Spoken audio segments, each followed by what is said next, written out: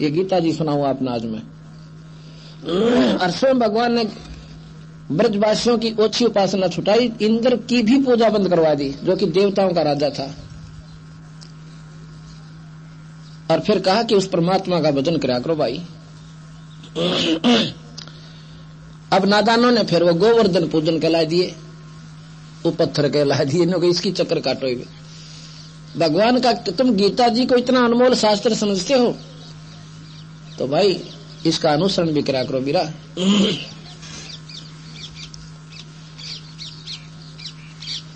और गीता जी कब लिखी गई थी कि जब अर्जुन ने युद्ध करना मना कर दिया था। क्या कहा भगवान ने? भगवान ने कहा कि अर्जुन तू लड़ाई कर ले। ये निरंजन भगवान बोला, उसमें कृष्ण जी नहीं बोल रहे थे। आपको प्रमाण बताता हूं।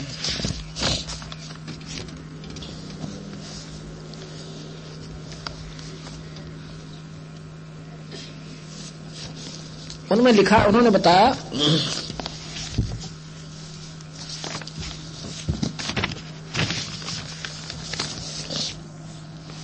भगवान कृष्ण अर्जुन को बता रहे हैं।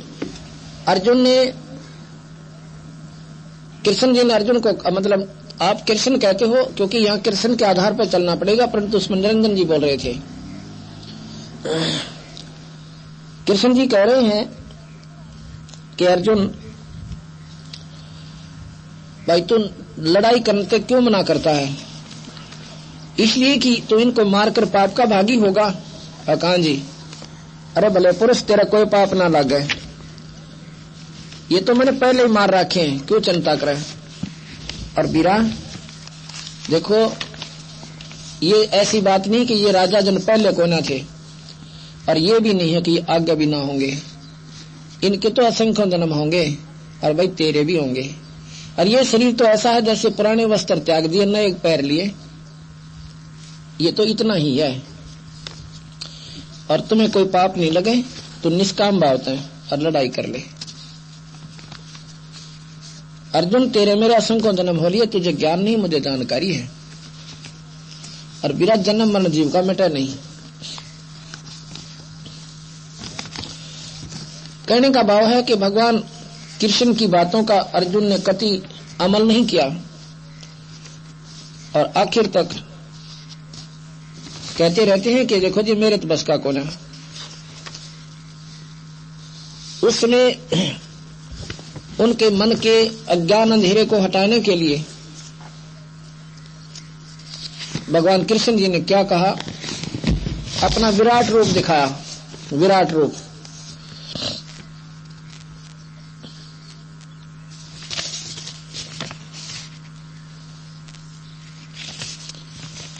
विराट रूप दिखाया। उसमें क्या दिखाते हैं कि देख, वो निरंजन ने अपना स्वरूप दिखाया 1000 भुजा वाले भगवान का। 1000 भुजा वाले भगवान का अपना प्रमाण दिया।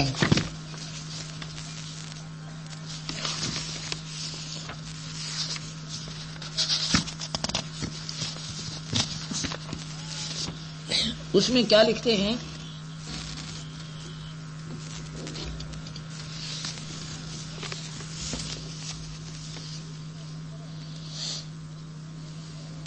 जब कति लड़न से बंद हो नाट जाता है, विराट रूप धारण करते हैं और कहता देख भाई, ये सभी राजा लोग मेरे द्वारा मार दिए गए हैं, और तू तो नायक चिंता करा भाई, तुझे कोई पाप नहीं लगेगा, तू एक बार लड़ाई कर ले।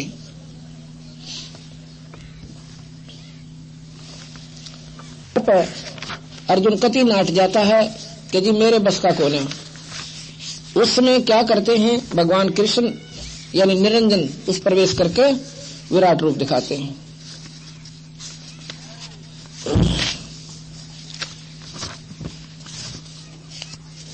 अर्जुन भयभीत हो जाता है, इतना डर जाता है कि कांपन लाग जाता है और कहता है भगवान अपने इस स्वरूप में वापस कर ले, मेरा तो कालजा पाटन हो गया और मुझे डर बहुत लग रहा है।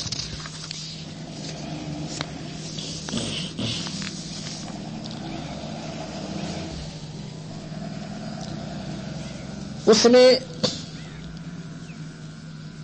वो क्या कहते हैं भगवान कृष्ण को अर्जुन कि आपके ये पहले ना देखे हुए रूप को देखकर मेरा दिल अति घबरा रहा है और सभी लोग व्याकुल हो रहे हैं। आप अपने स्वरूप में आ जाइए, मैं युद्ध कर लूंगा। यहां पर भगवान कबीर साहब कहते हैं धर्मदास अर्जुन ज्ञान गुण तक को ना माना, वो तो डर गया इतना कि भाई ना लड़ेगा तो यूं मारेगा। इतनी बूंदी शकल देख कर वही कालजा पाट गया उसका। और देखे सारे के सारे प्रजा और देश सब के सब उसके मुंह में समा रहे हैं और बाहर जा रहे हैं।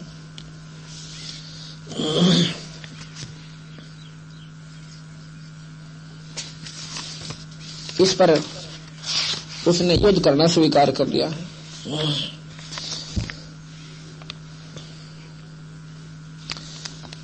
गीता जी के 11वें अध्याय के श्लोक नंबर 23, 24, 35, 45 और 46 में निरंजन होने का प्रमाण आपको बताते हैं। हे महाभाव, हे महाभाव, घनी भुजाओं वाले, हे महाभाव, बहुत मुख नेत्रों वाले तथा हाथ जाड़ों वाले, पैरों वाले, बहुत उदरों वाले, बहुत सी दाढ़ों के कारण आप अत्यंत विकराल महान रूप को देखकर आपके सब लोग व्याकुल हो रहे हैं। मैं भी व्याकुल हो रहा हूं। ये 23वें श्लोक का अनुवाद सुनाया सबने आपको, 11वें अध्याय का 23वां श्लोक। फिर 24वां सुनो। क्योंकि हे विष्णु, आकाश को स्पर्श करने वाले दीप्तिमान अनेक वर्णों से युक्त तथा फैले हुए मुख और प्रकाशमान विशाल नेत्रों से युक्त आपको देखकर मैं भयभीत अंतःकरण वाला धीरज नहीं धर रहा हूं। मुझे शांति नहीं हो रही है, घना डरा हुआ हूं। 35वें श्लोक में संजय बोले, केशव भगवान के इस वचन को सुनकर मुकुटधारी अर्जुन हाथ जोड़कर कांपता हुआ नमस्कार करके फिर भी अत्यंत भयभीत होकर प्रणाम करके भगवान श्री कृष्ण के प्रति गदगद वाणी बोला। क्या बोला? 45वें श्लोक में 11वें अध्याय के 11वें अध्याय का 45वां श्लोक। मैं पहले ना देखे हुए आपके इस आश्चर्यमय रूप को देखकर हर्षित हो रहा हूँ। एक जगह कहता है मैं डर रहा हूँ, अब कहते हैं मैं खुश हो रहा हूँ और मेरा मन भय से अति व्याकुल भी हो रहा है। अब डरता हुआ आदमी खुश क्यों करो है? अर्थात इतना भयभीत हो गया कि उसने नो बिना मेरा तो बोल रहा कैसा और कह क्या रहा है। मेरा मन अति भय से व्याकुल हो रहा है, इसलिए आप उस अपने चतुर्भुज विष्णु रूप को मुझे दिखलाइए। आप अपने उसी विष्णु रूप में आइए, 4 भुजा वाले में। ये घनी भुजा वाला देखकर मेरा दिल कांपा है। वो कौन था? वो ज्योत निरंजन भगवान 1000 भुजा के भगवान है। भगवान कृष्ण विष्णु ये 4 भुजा के भगवान है और शिव ब्रह्मा ये सब 4 भुजा के भगवान है। माता है इनकी जो माई है ये 8 भुजा की माता है, भुजा है और इनके पिता 1000 भुजा के हैं निरंजन जी। 46वें श्लोक में कति साफ कर दिया, मैं वैसे ही आपको मुकुट धारण किए हुए गदा और चक्र हाथ में लिए हुए देखना चाहता हूँ। इसलिए हे विश्वरूप, हे सहस्राबाहो, सहस्राबाहो, सहस्राबाहो का मतलब है 1000 भुजा वाले। सहस्र माने 1000, 1000 भुजा वाले आप उसी चतुर्भुज रूप में प्रकट होइए। अब ये विचार कीजिए, भगवान कृष्ण की शरीर में ज्योत निरंजन प्रवेश किया नहीं, भगवान कृष्ण लड़ाई नहीं होने दो, ये गारंटी की बात है। अब बात करें कि भगवान कृष्ण ने उपदेश दिया कि अक्षत्री का धर्म नहीं, युद्ध से भाग जा, रण छोड़ दे। ऐसा उपदेश अगर देने के लिए लड़ाई कराते तो स्वयं रण छोड़कर नहीं भागते, वो भी अक्षत्री थे। एक बार काल्यवन ने मथुरा पर चढ़ाई कर दी और 18 करोड़ सेना लेकर। कृष्ण जी का डौत नहीं था लड़ाई का, इतने नहीं लड़ सकता था।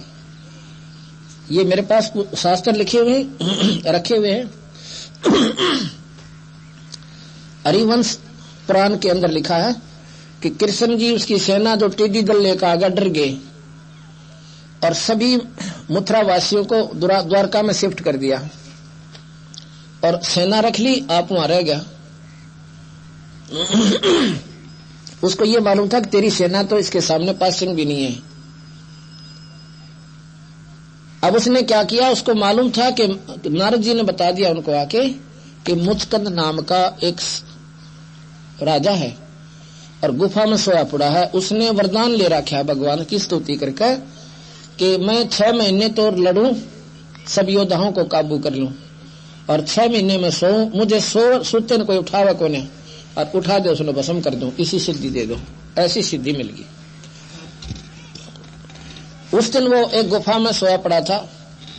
कृष्ण जी को ज्ञान हुआ, नारद जी के बताने था, ऐसा लिखा उसमें। कृष्ण जी जाके काल्यवन के सामने कहता है कि आज तेरी मां ने दूध पाया तो 12, यानी उसको ललकार के, और वो काल्यवन कृष्ण के पीछे भाग लेता है और कृष्ण जी आगे आगे और काल्यवन पीछे पीछे। अब ये विचार करना पड़ेगा, यदि क्या भगवान कृष्ण क्षत्रिय नहीं थे और क्या वो युद्ध से क्यों भागे? यदि अर्जुन को ये उपदेश देते कि अर्जुन भाई अक्षत्रिय का धर्म नहीं युद्ध तो भागना, तो स्वयं कते नहीं भागते, मर जाते वहां पे।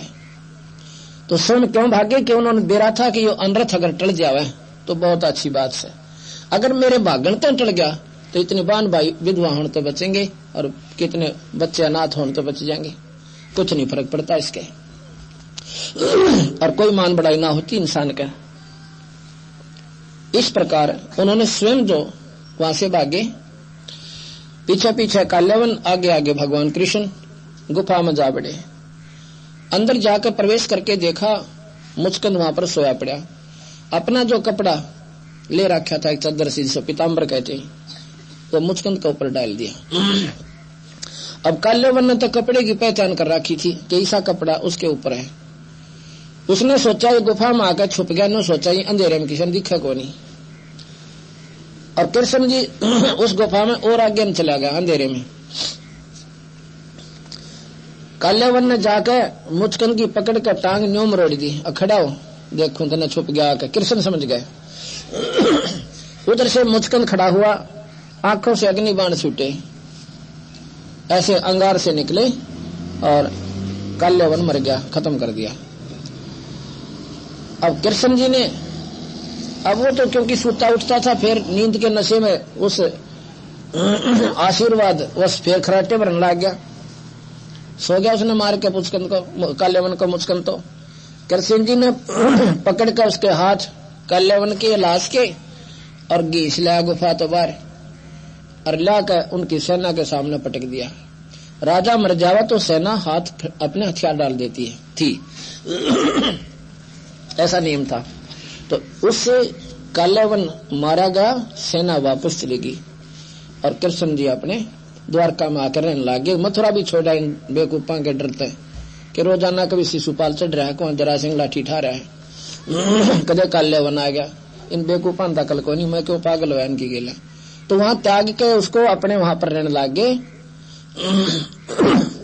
द्वारका में, नई द्वारका बनाकर नगरी समुद्र में। द्वारिका, द्वारिका एक द्वार की नगरी, चारों तरफ समुद्र, 3 तरफ एक रास्ता था उसमें प्रवेश करने का।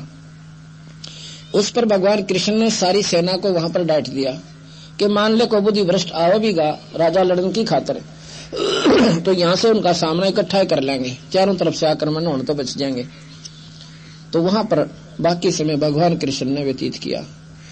अब उसके बाद भगवान कृष्ण को क्या संज्ञा दी गई कि बोलो रण छोड़ भगवान की जय। बता, उस भगवान ने तो जो भी कुछ कर दिया उसकी जय, रण छोड़ भगवान की जय। अर्जुन को तो कायर कह रहे हैं, अरसों में छोड़ कर बाज गए फिर भी उसकी जय। भाई युद्ध में बाजे बाजनीय की जय, जितनी की जय बोला करते ही बाजनीय की भी जय। कहने का भाव यह कि हमने ना बेरा, हम फिर उसके ऊपर इतने आश्रित हो गए भगवान कृष्ण पे, वो जो सौड़े काम करे अर्थ औड़े करे उसकी जय बोलनी है बोलनी। क्या बोले हैं, बोलो राधा रमन भगवान की जय। जय इसका हिंदी अनुवाद करो तो क्या कौन जापान बेटिया में या जय बोल रहे उनकी बता इतने बुद्धि भ्रष्ट हो गया हमें ने बिना बेरा जय किस उद्देश्य से बोल रहे हैं, क्या बोल रहे हैं। अब ये नहीं, अगर भगवान विष्णु की साधना करनी है उनका एक सत्य नाम है, सार नाम है, और वो नाम जब से है जब कृष्ण भी नहीं था राम भी नहीं थे। चलो अब कहा कि भगवान रण छोड़ कर भाग गए, युद्ध से भाग गए क्षत्रिय होकर, तो फिर भी बोलो रण छोड़ भगवान की जय। कहने का भाव ये नहीं है कि भगवान की जय ना बोला है, जय अवश्य बोलो, पर उनकी शक्ति को आप कहते हो कि ये सर्वशक्तिमान है। सर्वशक्तिमान का ऊपर कोई असर नहीं होता किसी राजा या हथियार का। अब क्या होता है, धर्मदास आपकी बात आगे चलाते हैं कि महाभारत हो गया, पांडव जीत गए और कौरव हार जाते हैं। और कहा जी फिर क्या हुआ, जब राजा युधिष्ठिर को राजगद्दी देने लगे उन्होंने मना कर दिया। युधिष्ठिर नाट गया कि मैं इसे बूढ़े कुकर्म के राज को मैं नहीं करूं, अनर्थ है इसमें। क्योंकि पहले दिन जिस दिन राजगद्दी को उसको देना था, तिलक करना था, उससे पहले वो गंगा पर इंद्रप्रस्थ के साथ में गंगा पे स्नान करने के लिए जाता है। स्नान करके आता है, जाता है तो वहां देखे अपने ही कुल के दुर्योधन, दुशासन और उनके भाइयों की पत्नियां विधवा होकर वहां चूड़ी फोड़ रही थी और हाहाकार कर रही थी और 100 गालियां दे रही थी हमारे को।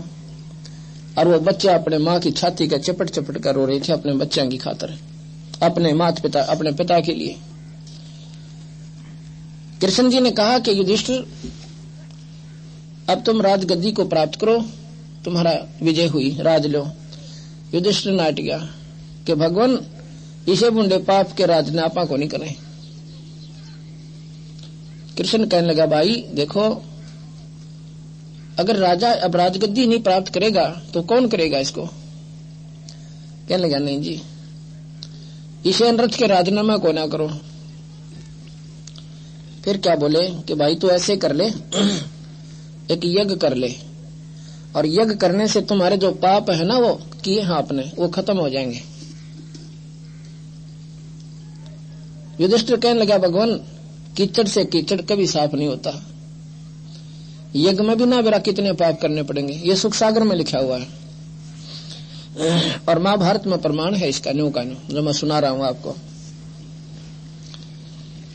आखिर में बात यह है कि कृष्ण की बात को स्वीकार नहीं किया युधिष्ठिर ने, तो न्यू बोले भगवान कृष्ण भाई बात सुन युधिष्ठिर, जब अपनी बुद्धि काम नहीं करे अपने सब जन से किसी से सलाह ले लेनी चाहिए। इस मार्ग में आपके यहाँ विषम पितामह है, रण सैया पर पड़े हैं, उस पर सर सैया पे तीरा का ऊपर, और भाई वो राजनीति में निपुण भी हैं और तुम्हारे पितामह हैं, उन तो बात कर ले, जिस तरह वह कहे ऐसे मान ले। वहां चले जाते हैं। कृष्ण जी ने सारा वर्णन विषम पितामह को सुनाया कि ऐसे ऐसे युधिष्ठिर राजगद्दी पर बैठने से मना कर रहा है, इसको समझाओ। तो उसने कहा कि ऐसा करो, विषम पितामह कहता है युधिष्ठिर दुर्योधन ने तुम्हारे साथ के जुल्म ना किया, तुम्हारे सारे बच्चे मारे, द्रौपदी के 5 बच्चे मारे, और भाई तुमको वनवास दिया, फूकन की खातिर लाख का महल बनाया, इसे राक्षस को मार भी दिया तो वह के मना करे थे। लेकिन 3-4 ऋषि और बुलाए कृष्ण जी ने, उन्होंने कहा युधिष्ठिर कोई फर्क नहीं पड़ता, यज्ञ करने से पाप नष्ट हो जाते हैं। बाकी राजा भी ऐसे ही करते थे, सभी राजा ऐसे करते हैं, युद्ध करके एक यज्ञ कर देते हैं, पाप रहित हो जाते हैं और गद्दी को प्राप्त कर लेते हैं। कहने का भाव यह है कि ज्यादा कहने से उन्होंने एक यज्ञ की, यज्ञ करके राजगद्दी पर बैठ गए। उसके बाद कुछ दिनों के बाद युधिष्ठिर को बुरे बुरे स्वप्न धर्मदास आने शुरू होते हैं। रात्रि में बैठकर रोता है और बेचैन हो जाता है। द्रौपदी देखती है। एक दिन देखा कि युधिष्ठिर तो बैठा हुआ है खाट पे, चारपाई पे। उसने पूछा कि क्या बात होगी, आप क्या परेशानी है? युधिष्ठिर बोला कुछ नहीं, आप सो जाइए। अब कहाँ सोआ थी द्रौपदी, अपना देखेंगी आंख खोल मीच के। आखिर में अगले दिन उसने अब उसके चारों भाइयों को बता दिया कि आपका भैया परेशान है और आपको बताना नहीं चाहता। कोई गुप्त राज इसके हृदय में छेद कर रहा है, परेशान कर रहा है। चारों के चारों पांडव इकट्ठे होकर युधिष्ठिर के पास गए। कहने के भैया एक बात बताना, क्या आप हमें अपना भाई नहीं मानते हैं? वो बोला आपने ये कैसे कह दिया? आप तो मेरे कलेजे की जो है ना कलेजा हो, चारों के चारों। आपने कैसे कह दिया मैं आपको भाई नहीं मान रहा? फिर आप हमें भाई मानते हो तो ये बात छुपा क्यों रखी जो आपको रोजाना परेशान कर रही है? हम आपके दुख में दुखी और सुख में सुखी होने वाले हैं, और आप दुखी हो तो हमें आज से रोटी नहीं खाई जाएगी। इतना दबाव जब दे दिया, कहने लगा भाई के बताऊं, मन तो इसे बुरे स्वप्न आवे, कटे हुए सर के आदमी दिखे, हाहाकार करती हुई बहन और बेटियां दिखे, चूड़ी फोड़ती हुई दिखे, और जैसे मैंने कह रही हूँ पापी तत्न सबर आ गया होगा, इसे विषय मुंडे मारे अनरथ करके हमारे पतियों को मार के अब हमारे खून को पी रहा तू राज करके। नो कहा मन इसी से आवाज आवे ऐसी ऐसी, और मुझे नींद नहीं आ रही, 3 दिन हो गए। कहने लगे चलो भगवान कृष्ण से समाधान पूछें। कृष्ण जी के पास जाते हैं कि भैया को ऐसे ऐसे बड़े स्वप्न आ रहे हैं बुरे बुरे, इसका कारण तथा समाधान बताइए। कृष्ण जी कहते हैं ये स्वप्न आपको इसलिए आ रहे हैं कि आपने युद्ध में बंदूकघात किया, भाई मारे, रिश्तेदार मारे, और कितनी दुनिया को मार काट दिया। ये पाप लगा तुम्हारे को, इसलिए तुम्हें ये स्वप्न आ रहे हैं। अब अर्जुन की तो सुई वहां पर 100 पर गई थी उसी समय कि जब तो गीता जी में कह रखा अर्जुन तेरा कोई पाप ना लगा तो युद्ध कर ले, और अब कह रहे हैं भगवान कि वो पाप तुम्हें सेध रहे हैं, दुखी कर रहे हैं। पर बोला नहीं, क्यों नहीं बोला कि यदि अब मैं ऑब्जेक्शन उठाऊंगा और यज्ञ में लगेंगे करोड़ों रुपया तो भाई युधिष्ठिर ये सोचेगा कि मेरे को शांति मिलन में ये राजी को ना, इन पैसा दिखने लग गया। उसी समय अपने मन को मार कर अर्जुन कहता है ठीक है महाराज, जैसे आप कहोगे ऐसे ही करेंगे, हमारे भैया को दुख नहीं होना चाहिए। ठीक है, पर युद्ध यज्ञ सफल तुम्हारी जब होगी, एक पंचजन्य, पंचायन बोलते हैं उसको, पंचजन्य भी कहते हैं और पंचायन भी कहते हैं। आयन माने मुंह, 5 मुख वाला एक शंख रख दिया जाएगा एक सुसज्जित स्टेज पे, और वो शंख जब अपने आप आवाज करेगा बहुत जोर जोर की, तो समझ लेना आपकी यज्ञ संपूर्ण होगी। जब तक शंख नहीं बजेगा आपकी यज्ञ संपूर्ण नहीं हुई और पाप नहीं कटेंगे। ये कब बजेगा भगवान? ये जब बजेगा जब इसमें कोई पूर्ण संत भोजन प्राप्त कर लेगा, कमाई वाला संत, बड़े महापुरुष भक्त आत्मा।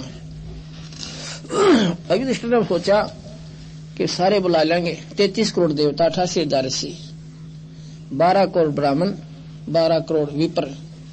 उस समय के विपर होते थे, आज जैसे कोई ना सूखे तलक लावनी है।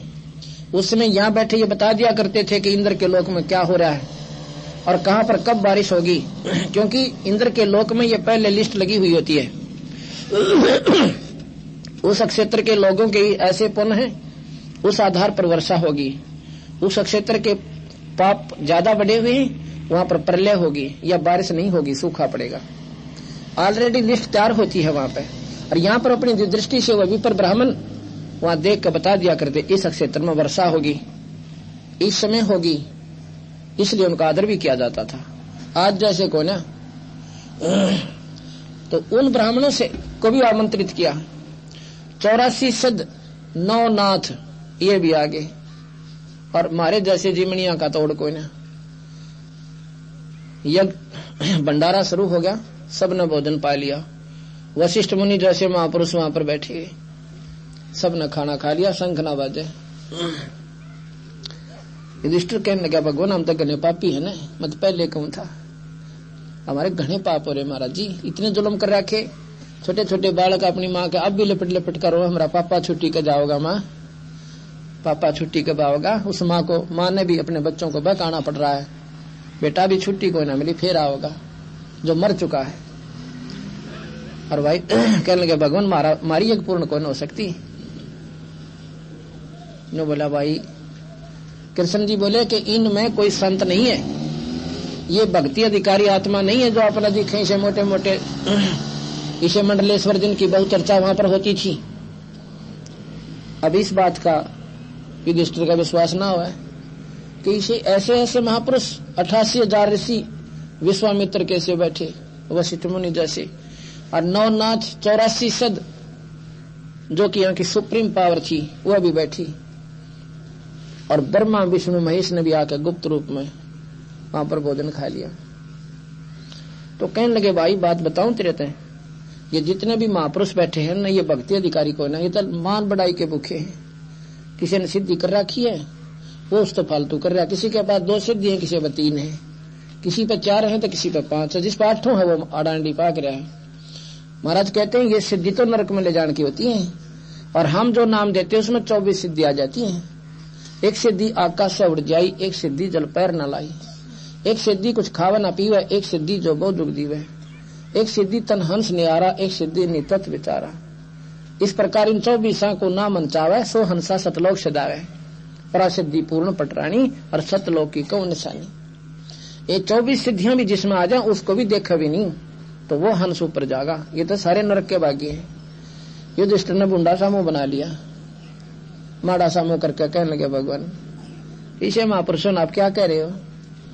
वशिष्ठ मुनि जैसी नेक आत्मा और ये 9 नाथ 9 योगेश्वर आकाश मार्ग में चल रहे हैं। कृष्ण जी बोला, ले भाई अपने संशय न टाले, एक बार न्यू किया था सबकी तरफ, वो बैठे स्टेजा पर ऊंची ऊंची पे, अरीब देख इनकी शकल है।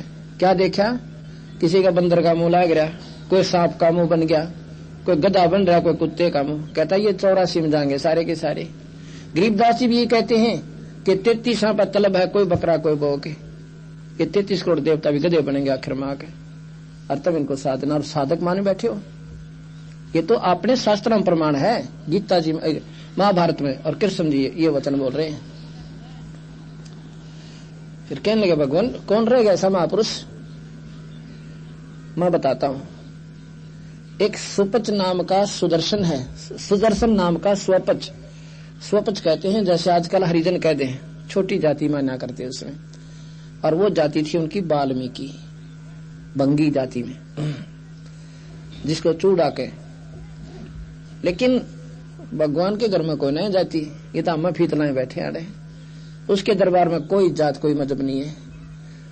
गरीबदास जी कहते हैं, ऊंच नीच इस विध है लोई, और कर्म को कर्म कहाँ दोई। अच्छे काम करनिया, भगवान का नाम लेने वाला, दुष्कर्मों से दूर प्राणी। समाज की दृष्टि से चाहे कितनी नीच उस जाति से संबंधित है जिसको तुम नीच कहते हो, भगवान के दरबार में 1 नंबर की आत्मा, उसकी सबसे प्यारा हंस है। ऊंच नीच इस विध है लोई, और कर्म को कर्म कहाँ दोई। कितनी ऊंच जाति का और बुरे काम करे हो नीच आत्मा से, और जिसने तुम नीच आत्मा कहते हो, जाति कहते हो, अच्छे कर्म करने वाला हमारे लिए तो छाती का लाने जोगा है, ऊंच आत्मा है।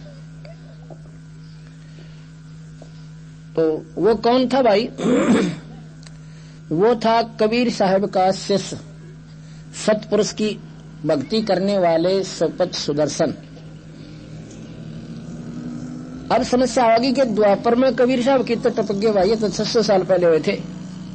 कबीर साहब 4 युगों में आए हैं। सतयुग में सतसुकृत नाम से, त्रेता में मुनिंदर नाम था, और द्वापर में करुणा में नाम से, जब कलयुग में कबीर नाम से। जब वो करुणा में नाम से आए तो उन्होंने ये बानी लिखी है और ये मार्गदर्शन किया, केवल वो एक व्यक्ति समझ में उसके आयुष्य में, और उसने तन मन धन कबीर साहब के ऊपर वार दिया, यानी अपने गुरुदेव करुणा में के ऊपर। और सतनाम सार नाम की जाप करता था। उसमें इतनी शक्ति आ गई तो कृष्ण जी कहने लगा, भाई एक महापुरुष रहते हैं ऐसे ऐसे दिल्ली के पूर्व में, उनको लाओ बुला के। युधिष्ठिर कहने लगा, हमने भीम की ड्यूटी लाई थी इधर के सभी महापुरुषों और भक्तों को आमंत्रित करने की। भीम बुला। कहने लगे, भाई भीम आप इधर वो एक महापुरुष बताओ भगवान कृष्ण, क्या उसको आमंत्रित नहीं करता है? करा तो था, पर वो तो ओल पचौड़ बोला। और पचौड़ के बोला, मैंने उनसे कहा था कि महापुरुषों ऐसे ऐसे हमने यज्ञ की है और दर्शन दो, आप भोजन पाओ, हमारे घर पे चलो। वो कहने लगा, भीम तुम्हारे नरक के भोजन ने तो वो खाओगा जिसने नरक में जाना होगा, और अपन तो वहां कोई ना टूक भी ना तोड़े। अगर हमें बुलाना है तो 100 अश्वमेघ यज्ञ का संकल्प पुण्य मुझे कर दो, जब तुम्हारी यज्ञ में टूक तोड़ू मैं। इसे बूंदे अन्न कुकर्म के अन्न को और खा के कौन नरक में जा भाई।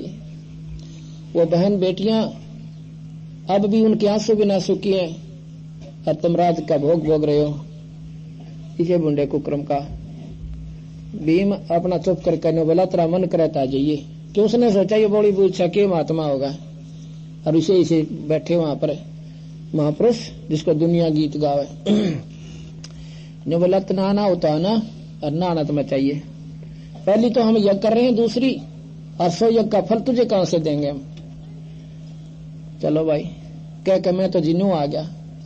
और ने बोला, वो तो गलत इतना बोला, अगर आपका डर ना होता ना कूट का हूं मैं। भीम इतने मोटे दिमाग का था, ने बोला मैं तो आपसे डरू था, नहीं तो उन्हें गड़का हूं। ईसा बूंदा बोला, ने बोला थारे तो पाप के भोजन ने कौन खावे। कृष्ण बोला, भले पुरुष। कृष्ण जी कहने लगे, तेने बोलने का भी सूर कोई ना, संतां के प्रति इतना गंत बोला करे, ये विचार भी तुझे दुख दे देंगे जो संत के प्रति तने इतना माड़ा विचार ले आसे। वो परमात्मा है भाई, और भले पुरुष तूने मेरे को आगे बताना था इसका समाधान करते कुछ ना कुछ संत को बुलाने का। ने बोला जी ठीक सर। कृष्ण जी बोले, पांचों मेरे साथ चलो नंगे पैरा, और साथ में छठे भगवान, छेहू के छेहू उस गरीब की झोंपड़ी के ऊपर और जाके प्रणाम करते हैं। लंबी लौट के भगवान कृष्ण मादी नहीं बहुत है, लंबे लौट के, क्योंकि वो सतोगुनी है, विष्णु अवतार है, उनमें मान बढ़ाई कोई ना। वो भक्तों के प्यारे बहुत से, पर वो काल से बहुत दबे हुए हैं, वो बात न्यारी से। लेकिन अपने ये स्वतंत्र राज्य में बहुत नेक आत्मा है, बहुत दयालु भगवान से, और बहुत ही अच्छी मतलब साथ देते हैं भक्तों का, दुष्टों को गढ़ देते हैं। तो वहां जाकर नम्रता पूर्वक लंबी दंडोत प्रणाम की। तो जब कृष्ण जी ने दंडोत प्रणाम की तब पांडव कितने थे, उन भी सारे के सारे दंडोत प्रणाम करना पड़ा। तो सुपत वो कहते हैं सुदर्शन जी के त्रिलोकी के नाथ, आज इस तुच्छ जीव के द्वार पर कैसे आना हो गया। कृष्ण जी कहने लगे, भगवान आप जानी जान हो सारा बेरा आपने, आज हम समस्या में हैं। इन्होंने ऐसे यज्ञ की है, यज्ञ संपूर्ण नहीं हो रही, और आपके बिना मालिक कौन करनी है उसने, एक बार दर्शन देने पड़ेंगे। कहने लगा, भाई चल तो मैं पढ़ो, पर मेरी शर्त मैंने इस भगत जी को क्यों, और भीम जी को विषा ठोड़ा न्यारा पिछड़न में कि इस भगत जी से मैंने कहा था वो शर्त मेरी पूरी कर दो तब चालो। कहा भगवान आप पर पूरी कराने वाले, आप ही सलाह सौदी देने वाले, क्या आपकी बानी है संत मिलन को चालिए तज माया अभिमान, और जो कदम आगे रखे ओ यज्ञ समान।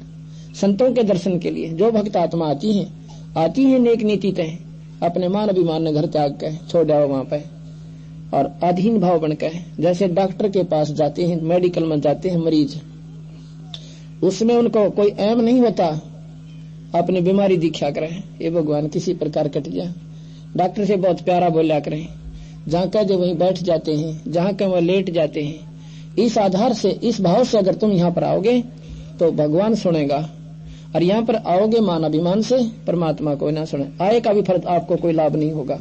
अधीन भाव से आते हो तो परमात्मा आपकी पूर्ण लाभ देता है। एक कदम एक यज्ञ के समान बताओ। अब इस कीमत ने आप नहीं जान सकते, ये संतों की बानी है, जो कह दिया सो फाइनल है। एक कदम आपका इधर हुआ है तो उसके घर पर 100 अश्वमेध यज्ञ के समान फल है। यदि आप अधीन भाव से या न्याय है देखांगे के बक्के हैं, उसका ज्ञान न झाड़ का आवांगे तो वो भी आपके मन में अज्ञानता और वो फल नहीं मिल पाएगा। सुने ना अच्छा लगा अपना चुप करके चला जा, क्योंकि कोई भी बात है प्रथम बार स्वीकार नहीं होती। एक दो सत्संग सुनने के बाद और शास्त्र हमारे पास रखे, इन्हें पढ़ कर देखो दोबारा, जब आंख खुलेंगी कहां सच्ची से झूठी से।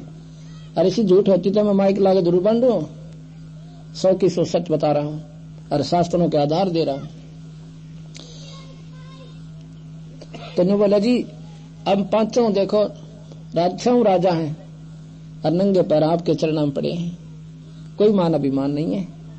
और जितने भी कदम हमारे रखे आपके बानी अनुसार यज्ञ समान हो गए। आप 100 रख लो दाता, बाकी हमारी झोली में डाल दो।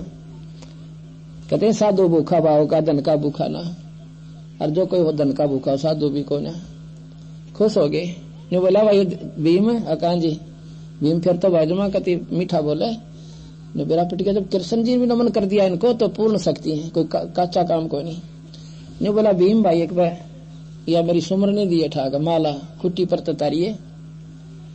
खुट्टी पर से माला उतारने लग गया ना भीम, पसीने आगे उतरी को ना कति। और वो भीम जो वृक्ष न पाड़ के बगावा था वह माला ना उतरी, पसीने आगे। और पहले डींग मार के गया था कि मैं एक न मारू था 10 मरे थे। तो वो कहने लगे सुपत जी क्या बात होगी पहलवान, या माला कौन उतरती। न बोला जी 2 जोड़े हाथ थारी मैं मानता मैं जानो, मेरे तो हालती भी कोई नाट उतरना दूर की बात से। और तूने कहा पहला डींग मार के गया था कि मैंने इसे ठोक दिए ठाक है, ये भी ना उतरी बेटा। वो और मार्ग से योद्धा कुछ और होते हैं और संत मार्ग कुछ न्यारा से भाई। और फिर उन्होंने ऐसे किया माला पर उतर के महाराज जी के हाथ में आएगी। मौका नहीं देखा उसके, कहा नहीं बस है तो कुछ न कुछ चीज पर दिखा बड़ी बूझ सा। क्यों जितने बाल ढड्डी के बढ़ रहे, सिर पर बाल उलझ पलझ पड़े, टूटे ली तरदोरी धोती, क्यों कर भगवान मानना इसने चाल। अन्य कबीर साहब चरखा होता नहीं तने और बिना कुड़ता बैठे धोती में, तो उसने भगवान हम क्यों कर माना बता। हम तो उन मोको टाला न कहते रसूल आला तो मान लिया। रीत ने इसने भगवान माना कैसे, जब मानेंगे जब इसकी कीमत से परिचित होंगे, जब इसकी शक्ति से परिचित होंगे, जैसे उन भगवानों की शक्तियों से परिचित हैं। अब इनकी शक्ति से हम ज्ञान जानकार होंगे तो आपस विकार हो जाएगा, कहने की आवश्यकता ना पड़े बार बार। चल पड़े।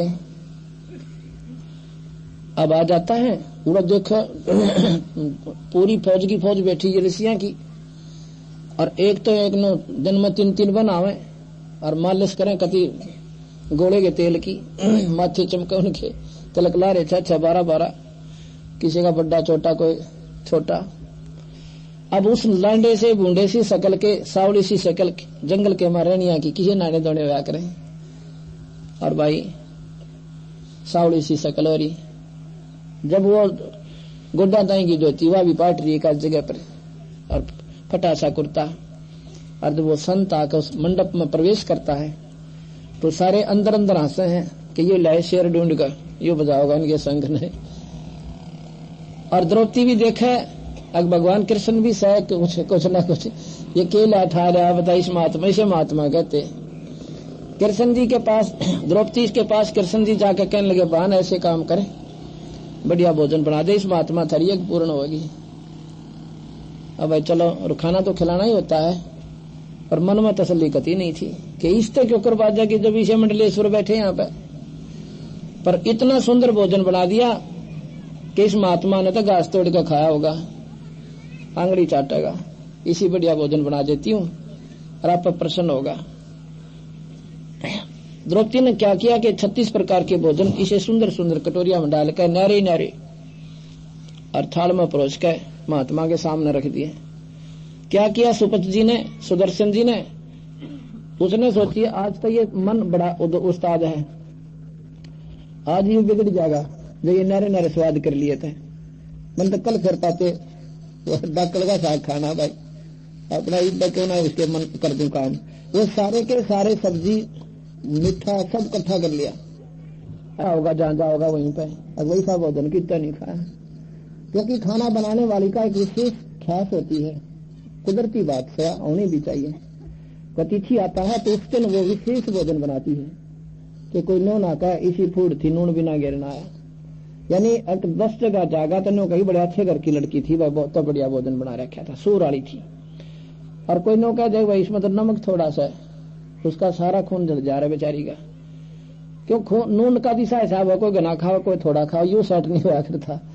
तो उसका नो हो जाकर देख इसने भोजन बिसरा दिया मेरा, तय बता की कमी बन गई सी, मन तो बहुत अच्छा बनाया था, उसका दिल टूटे। तो संत कभी नहीं कहते जो मिल गया खा के और सराह करें वाह बेटी, ऐसा भोजन तो हमने कदे देखा है कोई नहीं। उसका मन राजी रहे, प्रसन्न रहे।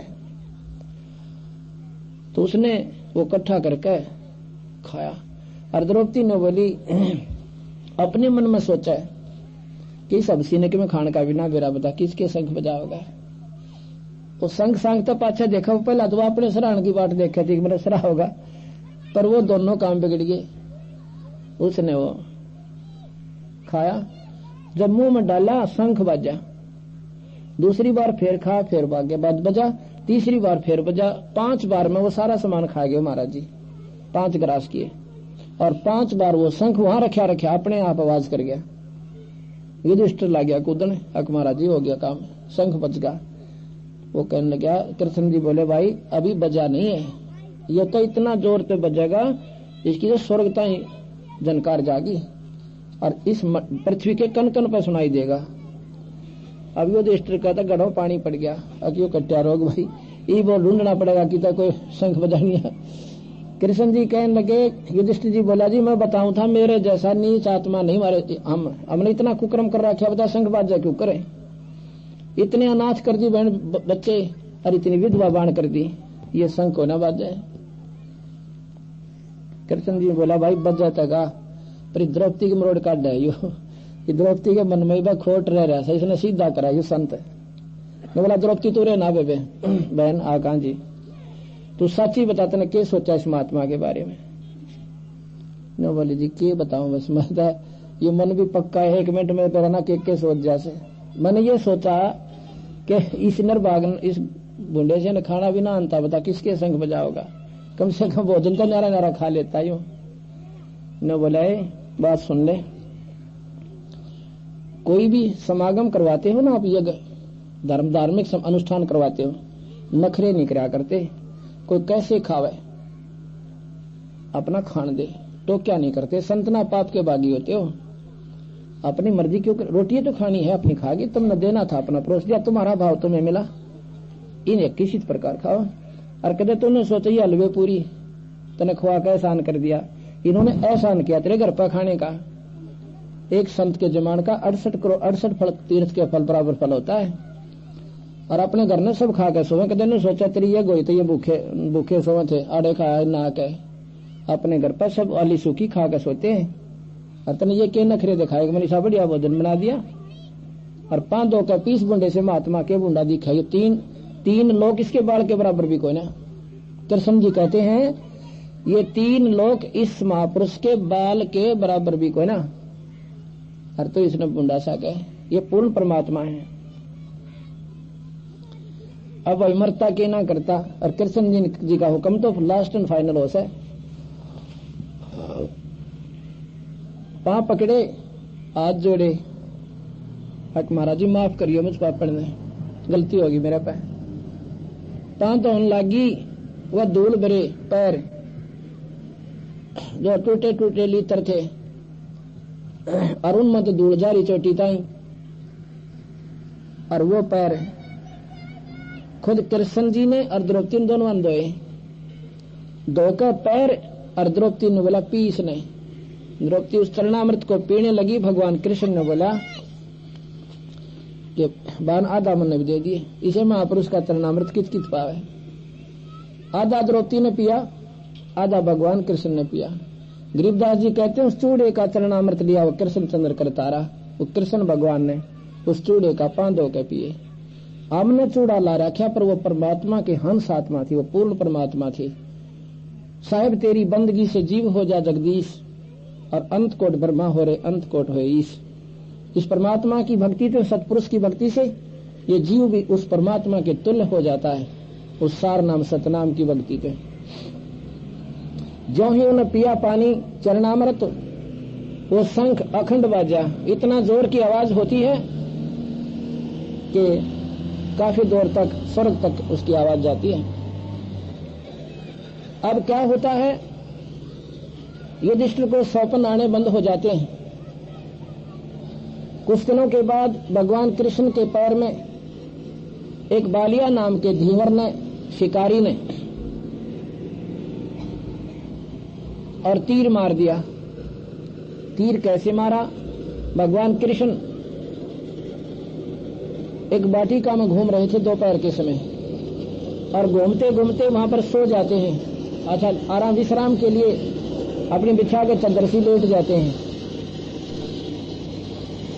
और वहां पर अपने पैर के एक पंजे को और दूसरे घुटने पर ऐसे रख लेते हैं, जो पंजा सामने हो जाता है पैर का ऐसे, और उस पंजे में एक पद्म लगा हुआ था भगवान कृष्ण के। वो पद्म इतना चमकीला पदार्थ होता है जैसे रात्रि में बिल्ली की आंख चसा करें। इससे ज्यादा, यानी अगर कमरे बंद कमरे में अंधेरे में रख दिया था, वो पंजा खुला छोड़ दिया था, तो वो पद्म जो है ट्यूब जितना रोशनी कर देता है, इतना चमकीला था। और था वो ऐसा अंडे के समान गोल गोल सा यहाँ पंजे में, और फिट था ऐसे जैसे खाल में आंख ला रखी, ऐसे भगवान के वहां पर पद्म था। लेकिन वो रात में ऐसे चमका था जैसे बल्लभ चमका करे दिन में। और था वो जोरमटा में वृक्ष की टहनियां नीचे नाई हुई थी, और उस शिकारी ने सोचा कोई मृग बैठा, मृग की आंख समझ के, और सारा दिन घूम लिया था, को शिकार मिला को नहीं, तीर ठोक दिया। अब मृग से इसके आसपास तो होगा, आंख का सारे ठोका, वो पंजे में जाला गया। लागते हैं भगवान तड़फन लग गया। उसने सोची तो आदमी मर गया, भाई जुल्म हो गया, आदमी मर गया, मृग के आस पास बैठा होगा। वहां जाकर देखा मुकुटधारी एक राजा तड़फन लाग रहा। उस समय भगवान कृष्ण ने, भगवान कोई ना मानना था, राजा क्या करते, भगवान मानते थे शिशुपाल कैसे क्यों लड़ते, कालावन कैसे दिमाग खराब था भगवान के लड़े। उस समय तो उसको आदमी राजा मानना चाहिए, अब जाए पाछे भगवान मानना उसको। यही बीमारी है, संत ले जाते हैं फिर उनकी मंडी पूजे, समय पर उनके ला खसा करें, इतनी ओड़ी आंट से हमारे अंदर। तो जी कहने लगे, राजन मेरे पर धोखा हो गया, मैंने तो एक पशु समझ कर, एक हिरण समझ कर, और उसकी आंख समझ के तीर मार दिया। ये आपके पद्म के दिखा चमकीला सा। कृष्ण जी कहने लगे, भाई तेरा कसूर कौन है? ये अपना कोई अदला बदला से पाछे का हिसाब किताब से। वो कहने लगा, हिसाब किताब क्यों था आपका? मेरा आप राजा में रंक अपनी शक्ति से दिव्य दृष्टि देकर वो दिखा महाभारत रामायण का सीन है, जब भगवान राम ने बाली मारा था वृक्ष की आड़ लेकर। कहने लगे, भाई ये लेन देन था तेरा मेरा। मैं उस समय रामचंद्र था, और तय भाई बालिया था सुग्रीव का भाई बाली, और एक मैं वही कृष्ण बन के आया हूं, और तो वही आत्मा भाई शिकारी बन रहा है। मैं अपना बदला दे चला, पर एक काम कर दे तो मेरा, क्या कि उन 5 पांडवों को मेरे पास भेज दे, पर एक काम करिए, उनको नो ना बता दिए उनका तीर लाग गया, और नो बेरा पिट गया ना, तीर तूने मारा है तने फोड़ देंगे, गिर के मार करेंगे जानता। तो एक बार नो कह दिए कि तुझे भगवान कृष्ण अति याद कर रहे हैं, और उनका कोई तकलीफ है, और उस वाटिका में लेटे हुए, और न्यू कह के पाछा फिर कहना देखिए भाग जाइए। अच्छा जी, उनको पूर्ण विवरण देकर कि ऐसे ऐसे भगवान कृष्ण आपत्ति में है, उनका कोई चोट लगी हुई है, आपको याद कर रहे हैं, अति शीघ्र जाओ। 5 के 5 भागे गए। वहां जाके भीम अर्जुन कहते हैं, भगवान आपको किसने घायल कर दिया? उस नीच का एक बार मुझे पता बता दे, उसके परिवार तक खत्म कर दें, ये कर दें। कृष्ण जी बोला, मन ने ना मेरा कौन मार गया, तुम आराम तो मेरी बात सुनो, जो होनी थी वह होली। मैं जा रहा हूं अपने लोक को, स्वर्ग लोक में, पर बीरा तुम मेरे सबसे प्यारे हो, तुम्हें एक विशेष बात बताना चाहता हूं, जो स्वीकार करोगे तो। अगर जी वाह कोई बात हुई, इतनी स्वीकार कर ली आपकी, ये क्यों नहीं करेंगे कि तुम 5 के 5 हिमालय में चले जाना, वहां पर तप करना, अपने शरीर को खत्म कर देना। अर्जुन कहने लगा, महाराज जी कारण तो बताओ, अब तो राज करने का समय आया था हमारा। अरिब कहते हो वहां जाके इसने फूक दो, खत्म कर दो शरीर को। अर्जुन कृष्ण जी कहने लगे, भाई बात बताऊं, तुमने जो पाप करे थे ना महाभारत में, वो पाप दुख तुम्हें घने दुखी करेंगे और उनको अपने ढीले कर जाओ इस शरीर को कष्ट देकर। वहां पर कबीर साहब कहते हैं अर्जुन नहीं डटा। कहते हैं भगवान गीता जी में आपने क्या कहा था कि तेरा कोई पाप ना लागे अर्जुन, तो मैंने सारे मार रखे। मैं पहले नाटुन था इस जुल्म को करने से, आपने जबरदस्ती करवाया मेरे तय। फिर यज्ञ करवाई के पाप नहीं लागेंगे, राजगद्दी पर बैठे। फिर बूंदे सौपन आए, फिर यज्ञ किया कि पाप वो सेध रहे हैं। मैं उस समय नहीं बोला। क्यों नहीं बोला? कि भाई के दुख का कारण था। अगर मैं बोल पड़ता तो युधिष्ठिर 100 बात सोचो, नहीं मैं तो आपके उड़े करना हो रहा था। और ई फिर आप कह रहे हो कि आपने वो पाप सेधे, वह गीता जी का ज्ञान कहां गया आपका? ने बोले भाई बात सुन ले युधिष्ठिर, क्या नाम है अर्जुन, भाई कुछ भी कहो, या थी होनी, ना तेरे बस की थी ना हमारे बस की, ये तो होना ही नहीं था। और मन भी ना बेरा, ये कुटबर अनर्थ हो गया। और किस प्रकार करवा दिया? तुम कहते हो मन ने करा दिया, मेरा तो याद भी कोई नहीं। अब ये कबीर साहब कहते हैं वह होनी कौन कराने वाला? जो कृष्ण के बस की कोना और जो अर्जुन के बस की कोना, उस होनी ने लिखनी है कौन सा? उसने करवाने वाली शक्ति फिर कौन से? वो कोई और शक्ति है, वो ज्योत निरंजन है। अब भगवान कृष्ण ऐसी स्थिति में पड़े थे, अंतिम सांस गिने थे। उस समय भाई तो दुश्मन भी हो उसको भी बुंडा नहीं बोला जा सकता, कुछ नहीं कहा जा सकता। युधिष्ठिर बोला, गणे नहीं बोला करते, संता आ गए और बात सुन। और इतनी कहकर अर्जुन चले जाते, कृष्ण जी शरीर त्याग जाते हैं, चले जाते हैं अपने स्वर्ग को। और कहेंगे देख लियो भाई थारे सलाह बने तो यो काम तुमने करें सरेगा। युधिष्ठिर बोला कि जब इनकी इतनी बात मान ली, या भी मान लेते हैं, ये हमारे भले में थे बुरे में कोई ना थे। ठीक है, यह होनहार थी भाई होगी, इस होनहार ने कराने वाला कौन है ये विचार करना पड़ेगा। ये वो सनातन परमात्मा है, वो ज्योत निरंजन है जिसको ब्रह्म की संज्ञा दी जाती है। और देवी भागवत पुराण के अंदर माता कहती है कि मेरा और सनातन परमात्मा का तुम हमेशा ध्यान रखा करो, मैं और वो एक ही हैं। अर्थात ये पति पत्नी है और ये तीनों उनके पुत्र हैं। ये हृदय कर अवतार धार कराते हैं। उसके बाद चारों पांचों पांडव हिमालय चले जाते हैं। चारों पांडवों का शरीर खत्म हो जाता है। युधिष्ठिर का शरीर खत्म नहीं होता, एक पंजा पंजा गलता है, क्योंकि उसने झूठ बोला था अश्वत्थामा हिते हैं, नाम था हाथी का, और झूठ बोल दिया कि ये नहीं मालूम आदमी था पशु था। वो लोकमासी कहेगा, क्योंकि द्रोणाचार्य ने कह दिया था कि अगर युधिष्ठिर कह देगा ना मेरा बेटा मर गया तो सच्चाई मान लोगा, तारे बांधने का ना मानो। कृष्ण ने भी नाट गया द्रोणाचार्य अगर तुझा झूठा गणा है, अगर युधिष्ठिर कह देगा तो मैं मान लूंगा कि मेरा बेटा मर गया। जब कृष्ण ने कहा तू बोल दे झूठे एक बार, युधिष्ठिर बोला मैं ना बोलू कभी भी। कहने लगा बोलनी पड़ेगी तो अनर्थ हो जाएगा, ना तीसरा कसूत आ जाए, क्यों करे बात नहीं पड़ेगी, सारा मारेगा और पुत्र वियोग में पागल हो जाएगा, लड़ा कोई नहीं द्रोणाचार्य। जब ने बोला मैं तो एक अश्वत्थामा हाथी का भी नाम था। क्यों भाई युधिष्ठिर बता क्या वो मर गया? अश्वत्थामा हिते, पर मन फिर बाद में कहता है भाई पशु या आदमी। उसने सोची साची तो भाई ठीक, तो युधिष्ठिर ने कह दिया तो फाइनल बात है। अब उस झूठ के, और मरा नहीं था वो, झूठ बोल दी, उसके बदले में उसका पंजा पंजा गला।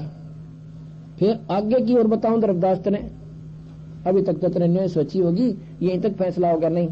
चारों पांडव नरक में ठोक दिए इस पाप के, महाभारत के पाप आधार पर युधिष्ठिर को नरक में डाल दिया। लेकिन उसको थोड़े दिन के समय के लिए, उसका थोड़ा पाप था, वो फिर बाहर काटे। युधिष्ठिर जाके अपने पिता के पास, धर्मराज के पास कहता है, पिताश्री क्या भाई मेरे भाई कहाँ हैं? कि कौन भाई तेरे? मैं तेरा बाप, तो मेरा बेटा। ये चारों पांचों यहाँ पर पिक्चर बनाने खातिर आए थे स्मृत मंडल में। ये वो नहीं थे जो हमने अर्जुन ने कुल सहदेव दिखे, ये उन देवताओं के बेटे थे। अर्जुन था इंद्र का लड़का, देवराज इंद्र का पुत्र था, और भीम था पवन देवता का बेटा,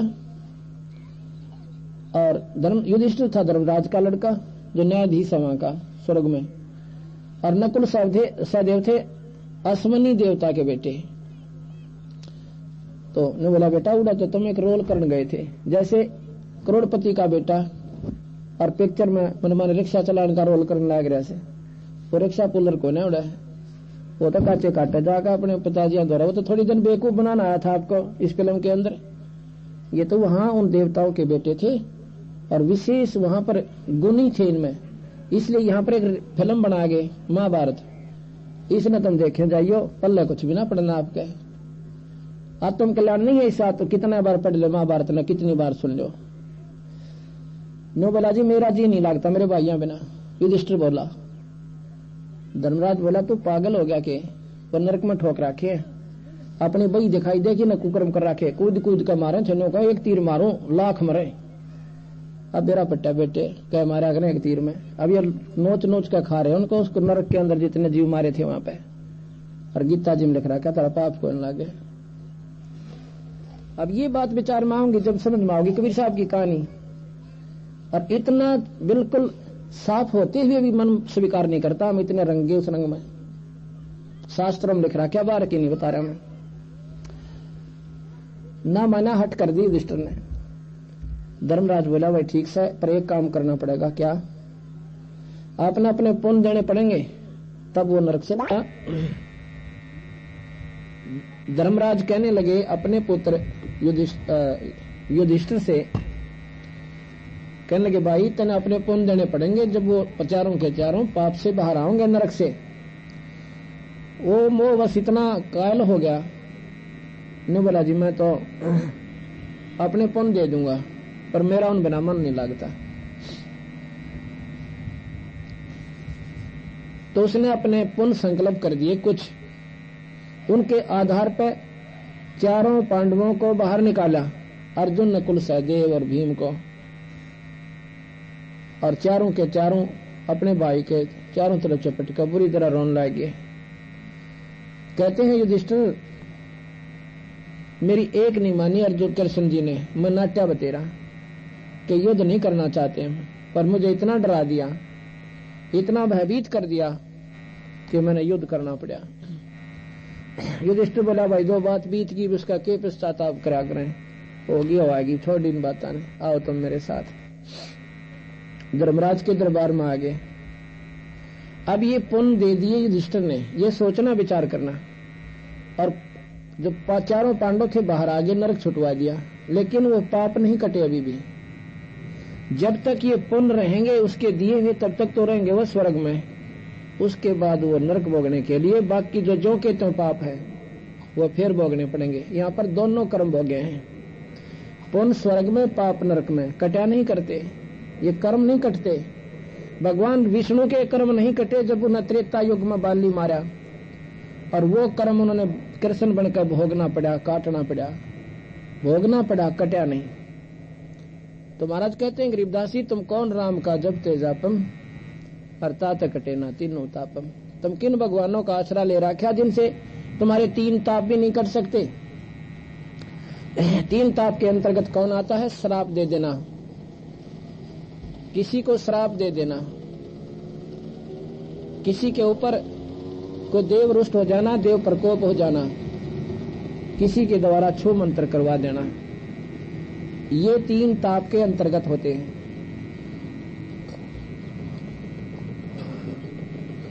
अब भगवान कृष्ण अपने श्राप को भी नहीं काट सकते, भगवान विष्णु, तो दूसरे के क्यों कर काटेंगे? कैसे? एक बार नारद जी को अभिमान हो गया कि मैंने माया जीत ली, अब मैं काबू माऊं को ना। अपने पिता ब्रह्मा के पास गया, पिताजी मैंने माया को जीत लिया, अरे कोई ना, इस पंगे पांचों में कोई ना शादी करवाऊं